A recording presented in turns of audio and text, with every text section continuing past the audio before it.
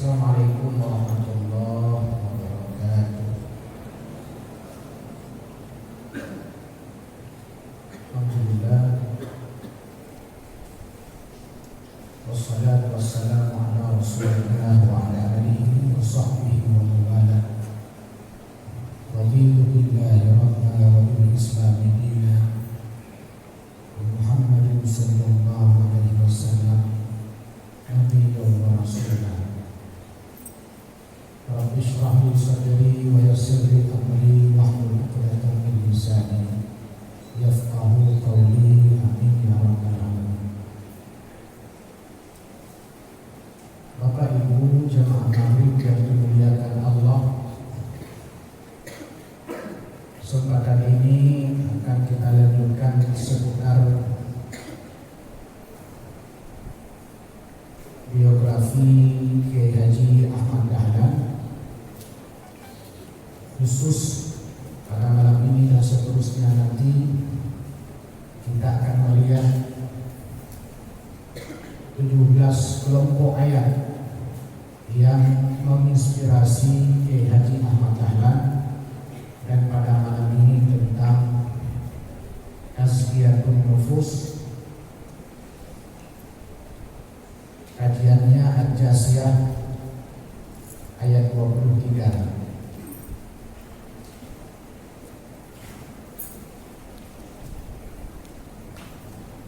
Bapak Ibu sekalian berbahagia, menurut Ahmad Dahlan,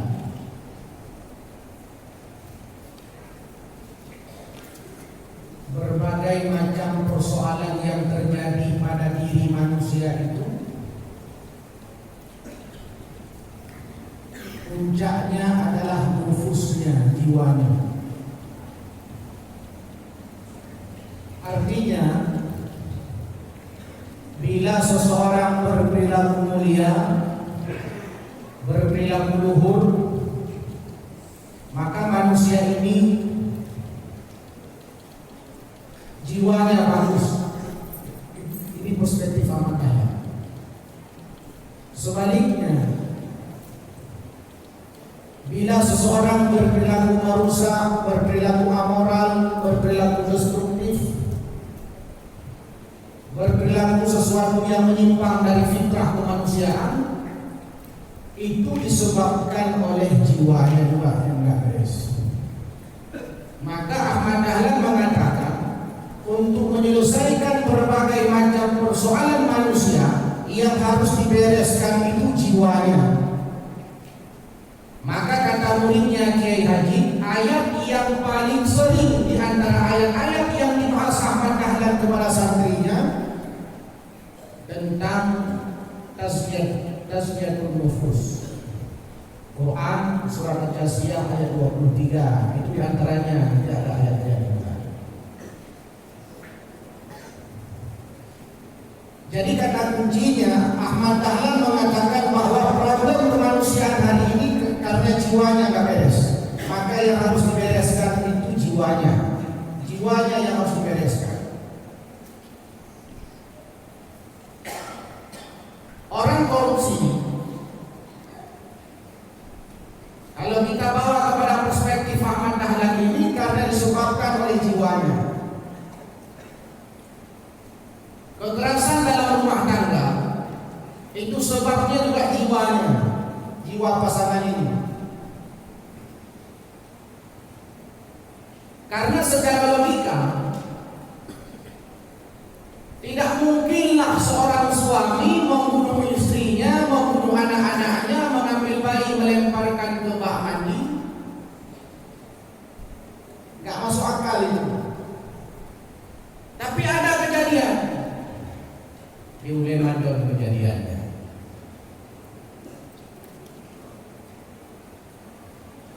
Seorang istri bekerja sama dengan selingkuhannya untuk membunuh suaminya.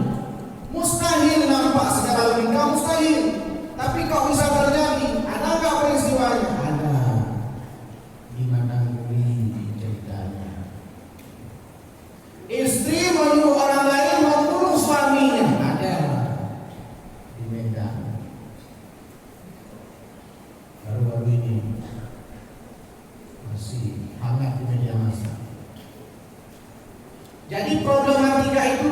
misalnya menurut Ahmad Dahlan, karena kajiannya kajian Ahmad Dahlan, kajian ketokohan. Maka yang perlu dibereskan itu jiwa. Jiwa ini menjadi penting.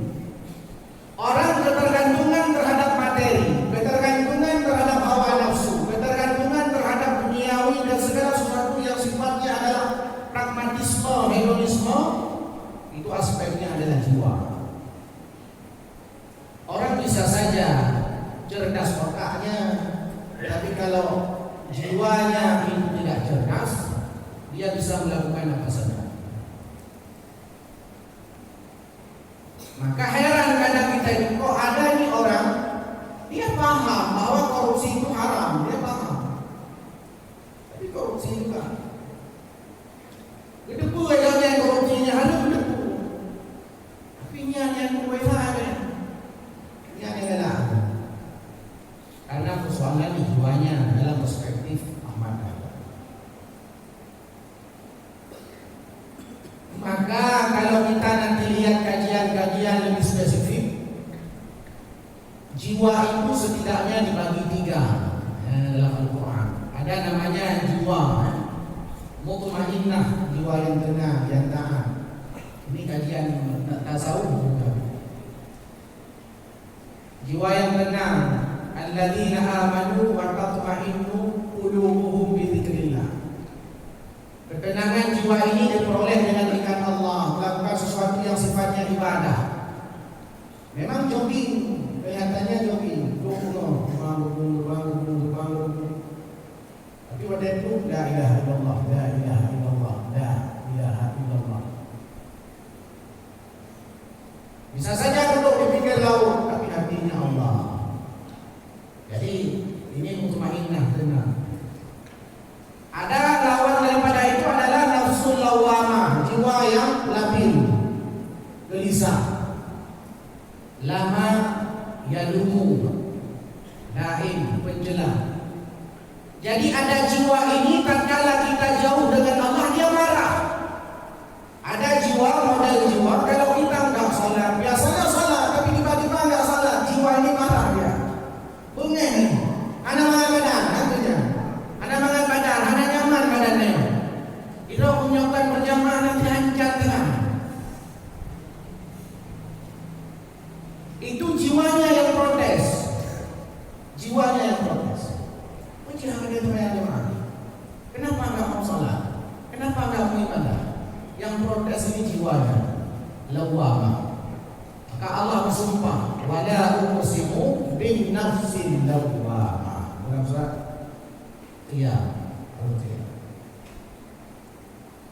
Kamu singkat, kemudian yang ketiga, karena ini bukan fokus kita, nafsu ammarah bisu. Ini dialami oleh Nabi Yusuf alaihissalam dalam surah Yusuf. Wa ma ubarri'u nafsi inna nafsa la ammaratun bisu illa ma rahima rabbi. Jadi nafsu amarah ini adalah nafsu yang membuat kita ini mengajak kita berbuat dosa, mengajak seorang berbuat dosa.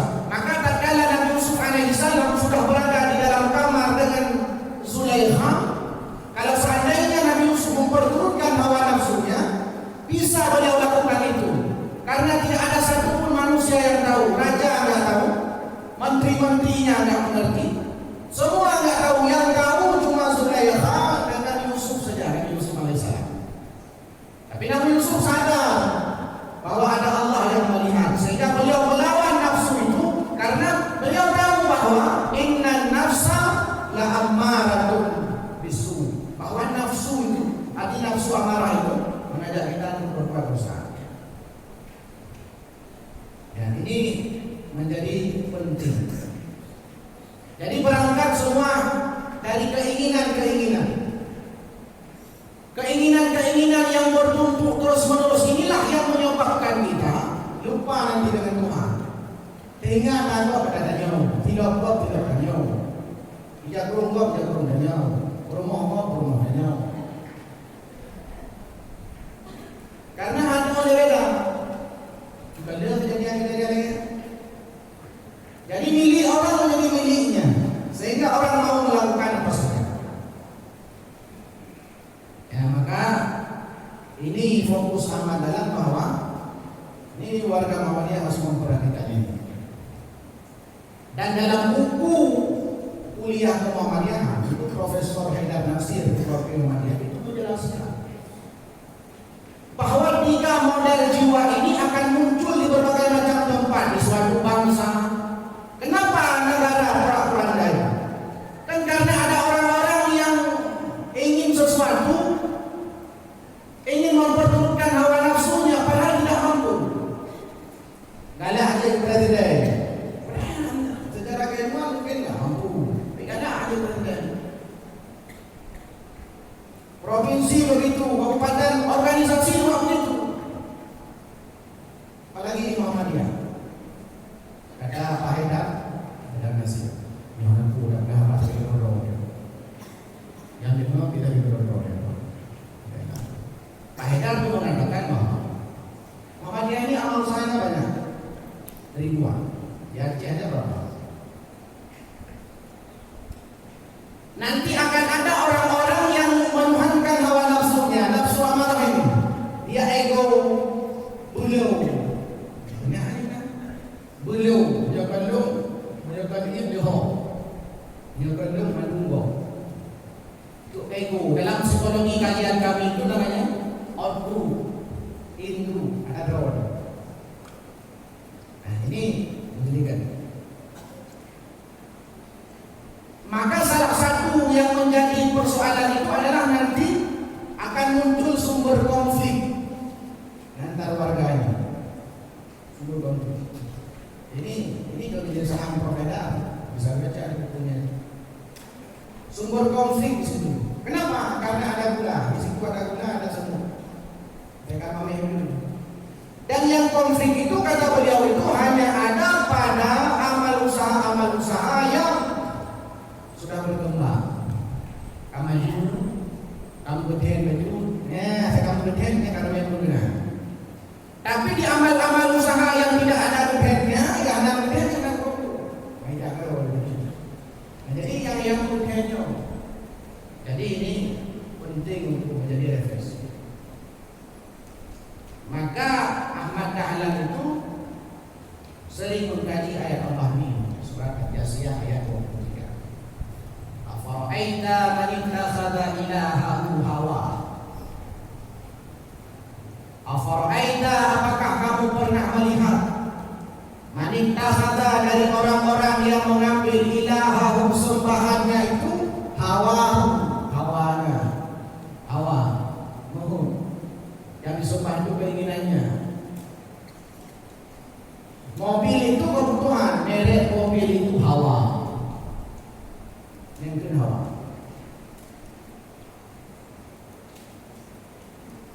Afara'aita itu asal kata dari ra'a, melihat. Tapi melihat dengan pola pikir, dengan pendapat. Ra'ayuka, ra'i, apa pendapatmu? Kajiannya kajian melihatnya dengan kepala. Dalam Al-Quran itu yang sesuatu yang sifatnya melihat itu ada beberapa disebut istilahnya, konsepnya. Pertama, Quran menyebut zakara itu melihat, tapi melihatnya ke dalam, kontemplasi, muhasabah, refleksi, renung, itu zakara, mengingat, guna salah dulu kalau puji dunia lego, puji itu lego, puji lego. Jadi melihat ke dalam, zakara. Dan ini sedikit orang seperti ini, karena yang banyak orang itu menyalahkan orang lain. Bukan hanya orang, mungkin hanya disalahkan. Yang salah. Yang angkut ada meja, kalian kursi duduk ada meja, ada duduk, tidak ni baju.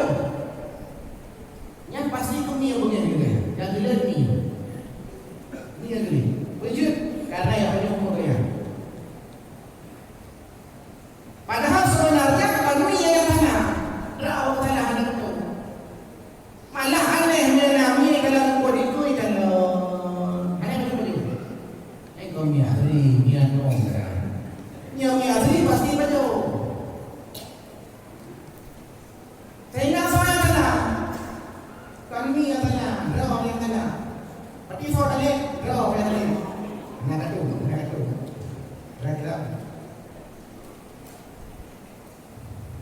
Nyana pakai suami istri mo. Ya madu bro kata bro kata. Jadi kita mesti kan mengakui asal bro kata. Kau kata presiden kan nomor rakyat kata. Orang yang pilih dia macam itu. Jadi kadang-kadang tidak mau kontemplasi, tidak mau merenung, tidak mau merefleksikan, tidak mau bermasalah. Itu zakara. Kemudian awara itu melihat sifatnya fenomena alam, peristiwa-peristiwa, melihat juga, tapi dia ada peristiwa dengan mata melihatnya. Afala yanzuruna ila al-ibili kaifa khuliqat wa ila as-sama'i kaifa rufi'at. Itu kajiannya adalah melihat dengan mata. Kalau kita undang diciptakan Allah dengan mata adalah. Kalau tadi kontemplasi itu sifatnya hati yang melihat. Kemudian syahadah ini adalah pengalaman-pengalaman empiris kita, pengalaman-pengalaman nyata kita atau pengalaman nyata orang. Agak naurun bro, dia cuma nak ada tes bro. Dia kata dari lantai 7 belum mati, dia nak tes. Karena kali pernah itu tengok. Bentuk dia uno karena pengalaman itu guru terbaik, ya bro dia. Nah, ini menjadi. Nah, ada basara melihat dengan sifatnya filosofi dalam kajian kampus. Filosofi. Jadi kalau basara ini melihat tidak terikat, tidak terhijab dengan dinding, tidak terhijab dengan baju, tidak terhijab dengan batasan-batasan dinding tertentu, pagar seterusnya, tapi basara dia bisa melihat jarak jauh. Seperti kita bisa melihat gajah. Sekarang bisa kita lihat gajah tanpa ada gajah di depan kita, tapi kita bisa melihat gajah. Nah, yang ingin kita kaji itu adalah ra'a afara'aita. Ra'a itu melihat dengan pikiran. Maka dalam kajian Muhammadiyah, bukan dalam tarjih Muhammadiyah, bukan dalam menentukan awal bulan untuk Ramadan, untuk haji, untuk Arafah, untuk Idul Fitri menggunakan hisab. Kenapa? Karena hadisnya sama yang menggunakan. Muhammadiyah menggunakan hadis itu. Nah, untuk ulama menggunakan hadis itu. Saudara-saudara kita juga sama. Sumu li ru'yatihi wa uftiru li ru'yatihi. Berpuasalah karena melihat bulan, ra'a, karena ru'yah itu saya kata ra'a melihat. Bagi Muhammadiyah tatkala ru'yah itu bukan ta'abudi, bukan bagian daripada ibadah. Itu kata Prof. Syamsul Anwar, Ketua Majelis Tarjih dan Kajian Muhammadiyah dalam bukunya Metode Hisab. Jadi bukan ta'abudi. Kenapa bukan ta'abudi? Karena sifatnya ra'a. Ru'yah, ra'a. Jadi sifatnya pikiran. Sifatnya pikiran. Sehingga dalam Muhammadiyah ru'yah ra'a itu, sehingga ru'yah itu sifatnya ta'akuli, masuk akal ke dalamnya, sehingga bisa digunakan hisab. Sehingga dikatakan bahwa Nabi Muhammad itu pakai ru'yah, dia punya ilatnya, punya sebabnya. Kenapa? Karena dikatakan nahnu ummatun ummiyatun la naktubu wa la nahsub. Kami tidak bisa menulis, tidak bisa membaca, tidak bisa menghitung. Nah, kami kalau lihat bulan itu pakai mata. Anak terpong pakai mata udah. Ini ada makanan terpong sih. Ini tidak pakai terpong mata, kemudian pun terpong. Jadi, tadi anda ya suruh di mana? Kata ni, dua di dalam ruangnya pakai dulu terima itu nyok agak depu, nyok balik ke yang tu agak depu baca Al-Quran. Tengah menjadi tewasan kali itu. Dengan tewasan orang itu kaji itu. Pasti. Tapi nanti ada saudara-saudara kita yang menganggap ru'yah ini ta'abudi, dia ibadah, bisa diganti-ganti, pokoknya punya, tidak boleh diganti. Walaupun zaman berkembang, ada itu hilangnya berkembang luar biasa, tapi tidak bisa.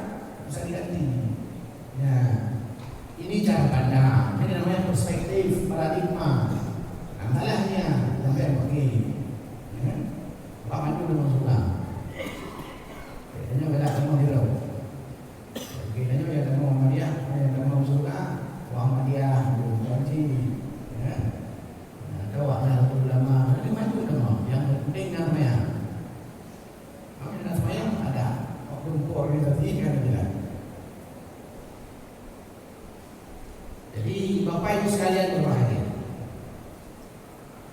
Ini yang penting untuk kita ketahui bersama, bahwa maka disuruh lihat oleh Allah itu.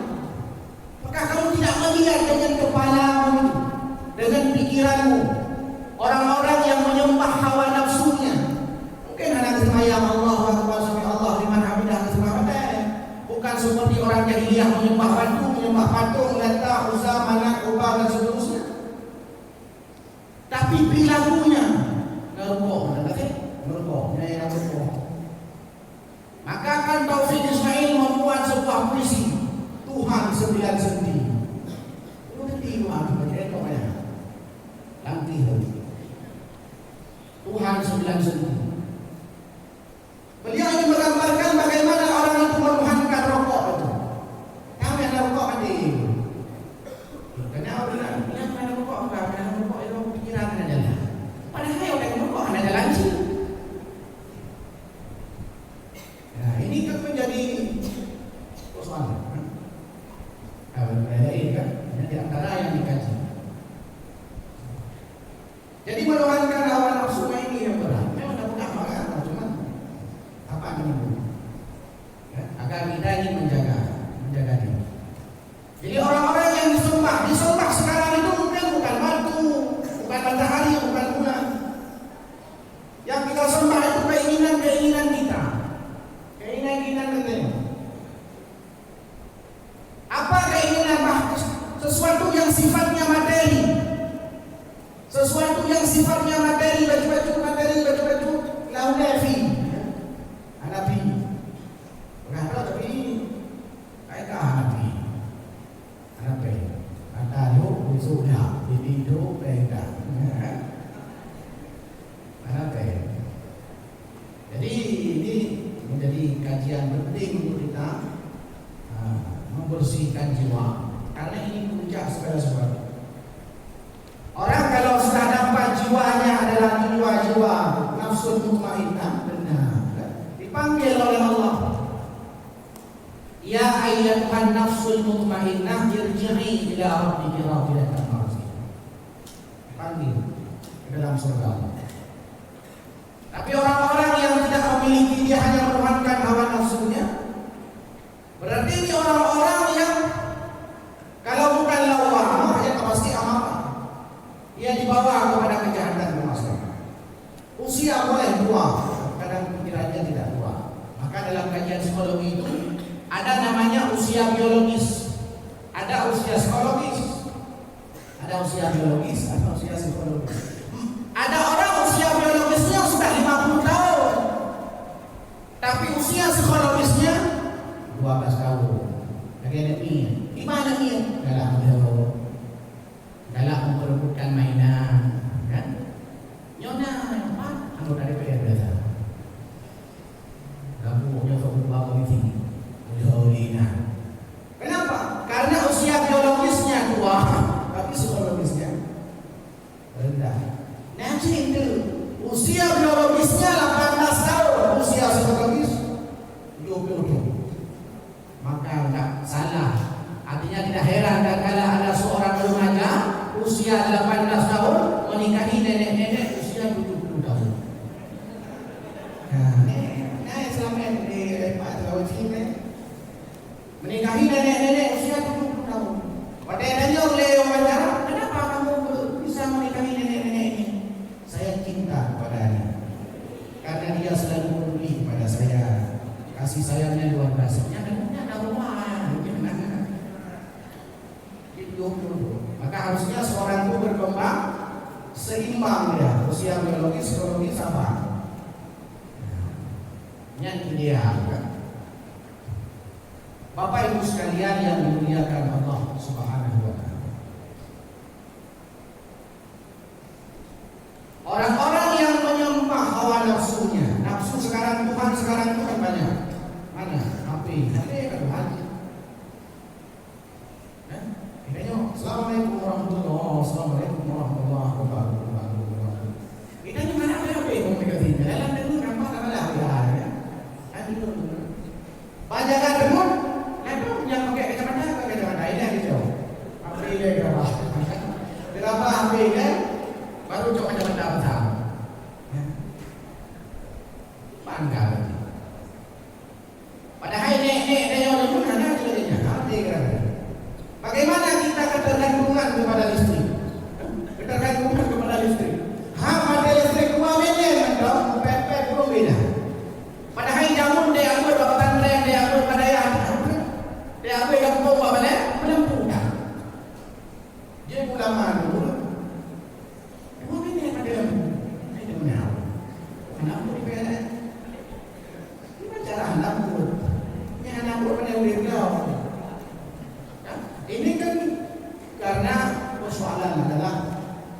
keinginan-keinginan kita.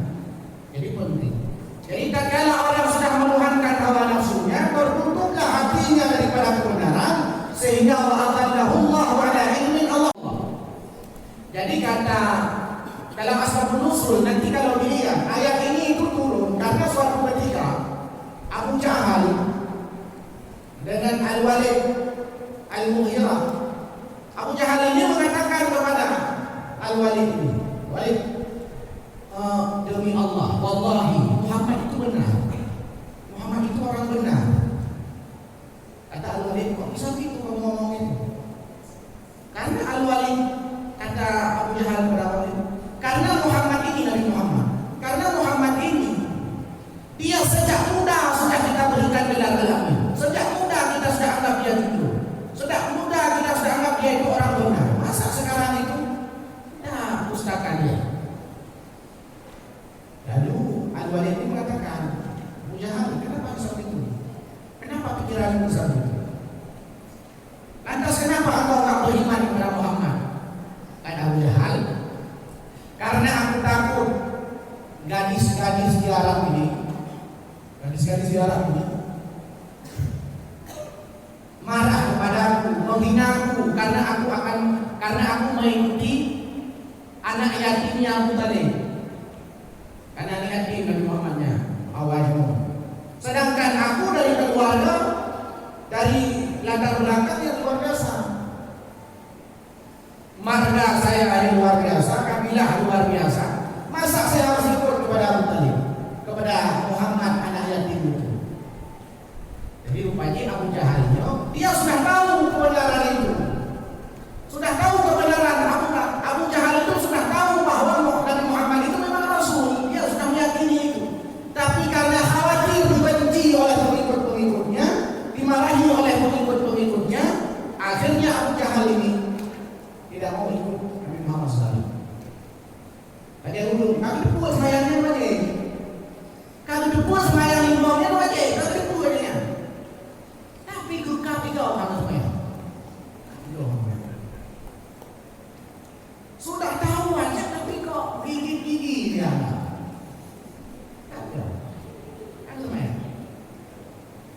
Inilah tatkala seseorang itu sudah tahu kebenaran, tapi dengan kehendak Allah, Allah sesatkan mereka. Setiap jalan. Kasus Abu Lahab kan itu juga, Abu Talib kan itu juga kasusnya. Ketika beliau mau wafat, datang Nabi Muhammad sebelah kanan, Abu Lahab sebelah kiri. Kata Nabi Muhammad kepada Abu Talib, ya ammi, hai pamanku, aku tidak bisa menolongmu kecuali kalimat la ilaha illallah. Kamu ucapkan aja itu. Betul yang Lahab, dia dapat dia. Abu Lahab jadi nyatanya.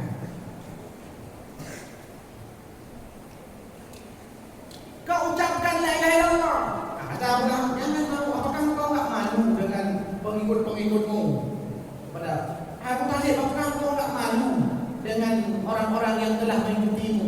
Nenek-nenek, ada tengok di ibu tengok, mana nenek orang dia? Berkali-kali diulang oleh Muhammad. La ilaha illallah, ya ammi, ucapkan la ilaha illallah. Sebenarnya mau beriman, sudah tahu kebenaran. Apa itu sekalian berbahagia?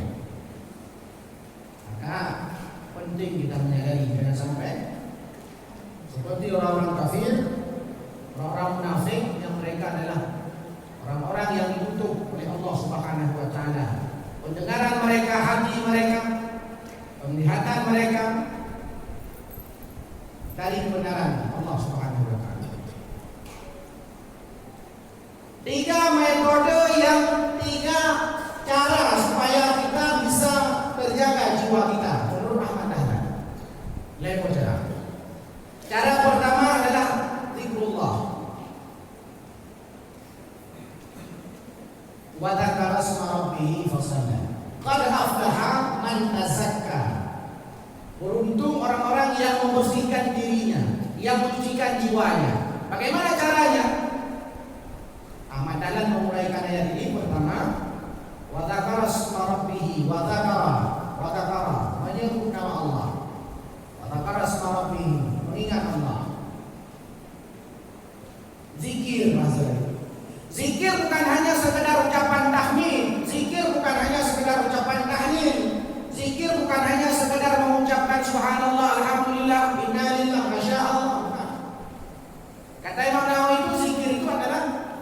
kullu amin min ta'atillah. Setiap perbuatan taat kita kepada Allah itu zikir. Setiap kaki melangkah kepada masjid itu zikir. Setiap mata melihat kebenaran, melihat kebaikan, melihat Al-Quran, melihat hadis, belajar, membaca dan seterusnya kebaikan-kebaikan yang lain itu zikir. Apa yang kita dengar, selama yang kita dengar itu kebaikan, bukan sesuatu yang tidak senonoh, bukan sesuatu yang dapat merusak keimanan kita kepada Allah, maka itu zikir. Jadi zikir, kata Imam Nawawi, konteksnya itu luas. Konteksnya itu luas sekali zikir. Pengajian seperti ini juga zikir. Jadi zikir bukan hanya sekedar mengucapkan subhanallah, subhanallah, subhanallah. Apalagi model zikir-zikir hanya model zikir lisan saja, bapak-bapak ada. Nanti ada model-model seperti itu. Di mulutnya astagfirullah, tapi hatinya tak pernah menyesal atas dosa-dosanya. Ini menjadi satu sebagai tawaran daripada yang kalian setelah mengkaji ayat Al-Quran ini. Al-A'la. Fasallah, kemudian salat. Ini untuk membersihkan jiwa. Karena ada dalam surah Al-Ma'arij itu kan digambarkan oleh Allah bahwa ada manusia-manusia ini yang suka gelisah. Memang manusia dasarnya diciptakan Allah itu gelisah. Innal insana khuliqa halu'an. Gelisah manusia ini. Innal insana khuliqa halu'an, gelisah. Kapan gelisah? Sebelum ada kerja gelisah. Mengeluh, sebelum ada kerja mengeluh. Tidak ada kerja, habis kerja ada hai bakor, habis ada kerja. Tidak ada kerja mengeluh. What ada kerja? Mengeluh sih. Kerja yang terkumpul. Sebelum ada kerja mengeluh, setelahnya ada kerja mengeluh sih. Letak mengeluh, ada me. What ada apa? Mengeluh kan sebab. Kalau adik-adik yang santri-santri kan pada SD dia pada SMP, kalau SMA, kalau ada kuliah, kalau ada SMA lo. Itu kalau ada kuliah janganlah SMA lo. Karena masa-masa paling indah. SMA lo. Itulah manusia. Kalau ada lampu merah misalkan di simpang Batu Rahman atau di Taman Mini kan macam-macam model undang-undang. Naik PP, lampu merah, ya lampu merah. Yang paling ini lampu merah, ada dajak ini di Batu Rahman di lampu merah. PP, macam-macam PP. Kok lampu merah lebih keren daripada lampu hijau? Ya PP tidak kira. Ini lampu merah yang lebih keren daripada lampu hijau. Kalau jika lampu hijau lebih keren daripada lampu merah, PP lah. Ikannya boleh menolak lampu merah. Boleh tidak kalau memang elak kalau. Jadi inilah persoalannya. Dan orang-orang yang tidak mengeluh ini hanya ada pada orang-orang yang salah. Nah ini yang dinamakan illal musalli. Hanya orang-orang yang salah yang tidak mengeluh pada. Karena jiwa apa? Jiwanya tenang, jiwanya tahan, jiwanya bahagia. Pada udah. Ya. Lampu merah ada, betul? Lampu hijau hati-hati ni ada. Lampu hijau ya, kuning betul. Lagi bukan ni. Lampu hijau je. Kuning jadi. Kuning dengar ya. Dengar aja. Malah nak balik kau kasih tolong lewati dah tak balik kau malah awal lampu merah. Klakson lampu hijau kaya. Sedangkan macam mana? Klakson lampu yang mana ada yang orang gila awak ini dia. Dia awak panggil lampu merah klakson lampu hijau kerja awak dah. Karena dia nama berubati. Makanya asupan jasmania sering kita makan, tapi asupan rohania kadang jarang kita makan. Jadi persoalan itu tatkala ada pada manusia yang beriman, dia dekat dengan Allah, fasalla, salat dia itu menunjukkan kedekatan dia dengan Allah. Apalagi pada posisi-posisi sujud yang sebelumnya kepala ini paling kita bangga-banggakan, kita muliakan kepala ini.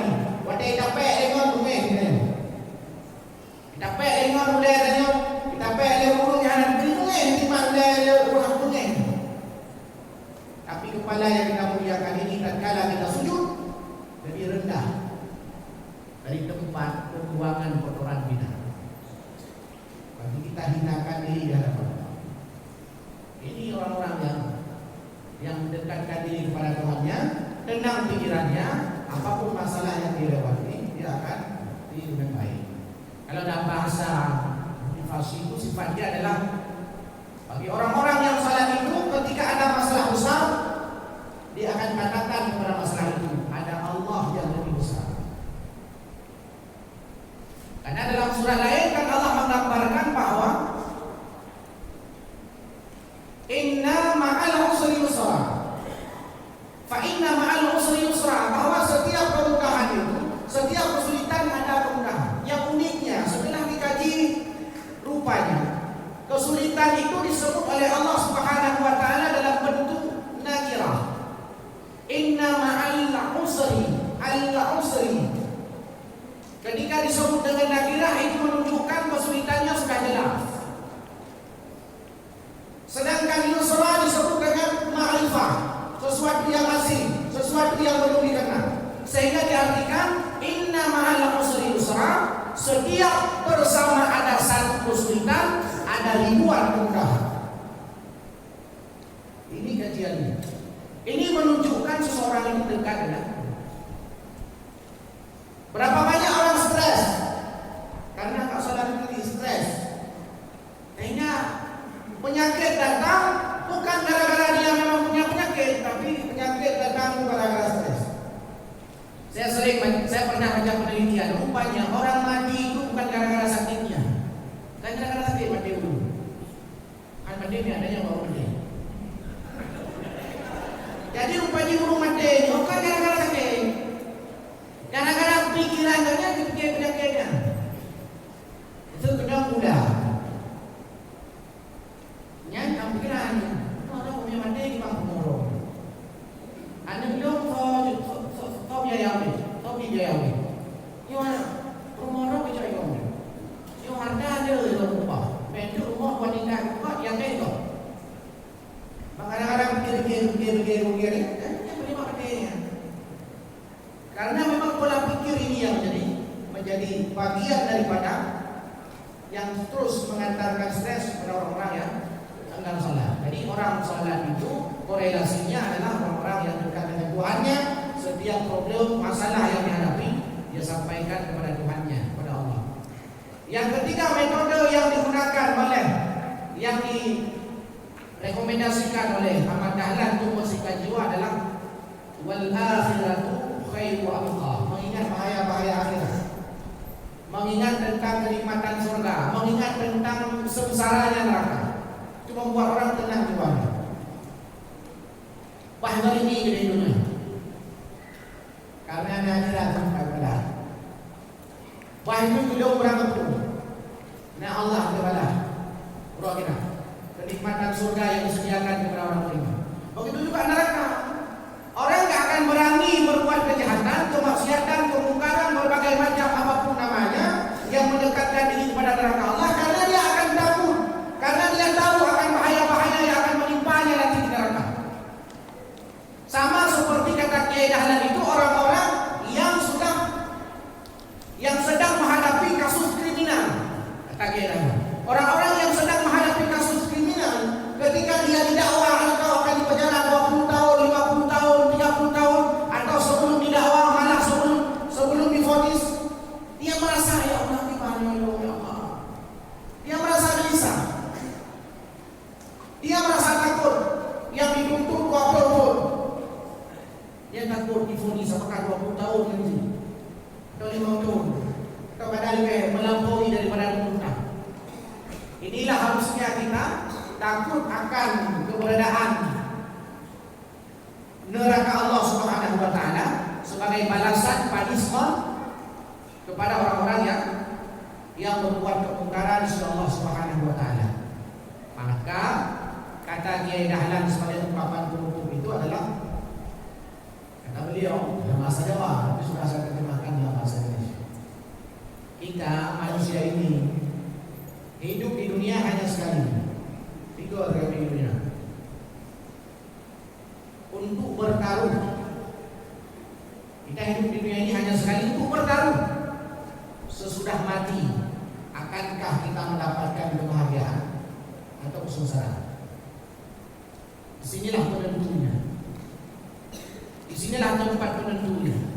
Apakah nantinya kita, saya dan kita semua ini akan bahagia di akhirat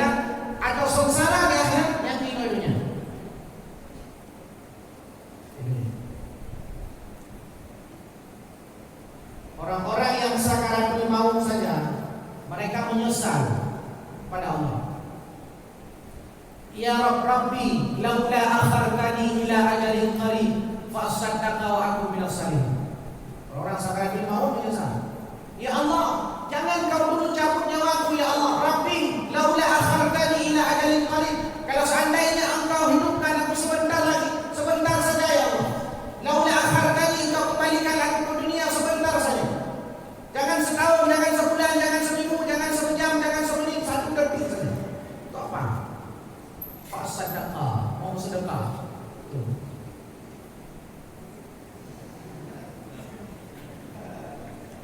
Jadi, ini kan jangan-jangan ni. Beli aja tadi tu. Ya, panitia pembangunan tanah, perluasan halaman masjid masih menerima wakaf dan infak para jamaah sebagai amal jariah. Yang dibukanya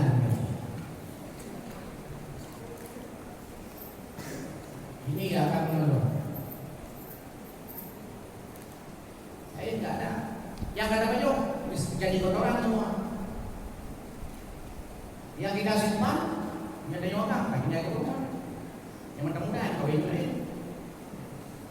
Yang berumah meninggal, ke suami mendu. Kau lain ke mana? Kalau kau mendauk ke kau lain ke mana? Saya mendauk ke kau lain ke mana lagi? Pulau mana? Apa yang sekalian berbahagia? Maka ketenangan jiwa menurut kajian Ahmad Dahlan 3 cara bersihkan supaya tenang. 1, zikrullah. 2, salat. 3, ingat akan bahaya-bahaya di akhirat. Inilah orang-orang yang akan terlepas nanti dari dunia ini, akan terlepas dari materi. Menyona jabatan harus bodoh je dah. Ya, dek. Ini je keluar. Ini keluar be. Masih ini keluar. Ada pun. Tapi kau ya Allah nak keluar. Belum dah. Kepo keluar sih belum dah. Ya, keluar. Belum dah. Belum katanya nanti keluar masih keluar katanya. Mana lagi? Kenapa? Karena enggak akan tahu, enggak akan menghayati bahaya-bahaya besar. Pakai undang yang mungkin ada. Ada orang rumah kayak itu. Itu hanya kata lain. Ya, betul. Udah keluar kan ada juga keluar. Betul ni apa kata keluar? Ini pacaran punya. Yang penyakit. Jika kajian keluar secara sah sudah diakui oleh negara, pindah pegangnya. Jadi kan ini problem. Maka saya ulangi, hidup di dunia ini kata Kiai Dahlan hanya sekali untuk mempertaruhkan akankah kita bahagia di akhirat nanti. Itu sengsara. Mudah-mudahan kita termasuk golongan yang bahagia. Amin ya rabbal alamin. Nasrullah wa fathul karim. Assalamualaikum.